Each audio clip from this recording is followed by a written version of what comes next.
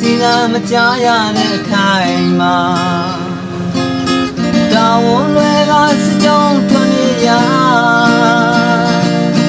ဒီလိုမပြန်နိုင်နဲ့မင်းခါယောက်ျားကိုရဲပါကိုရဲပါဘယ်စီကိုမျောမှန်းပြီးလွန်ရပါနေရောက်မမြင်တဲ့ရင်ကြည်တော်တောင်းကြ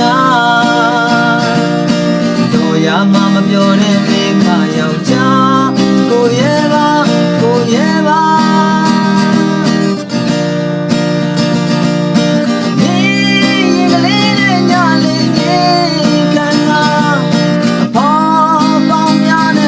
သားတဲ့ခိုင်မာကိုရွှေမင်းသမီးလေးရောင်လို့တော့မအဝေးရောက်တယောက်တော့သူကိုတတိရမလားကားတလေးတော့လဲဝမ်းတော့နေမိကမမြင်နာကြလို့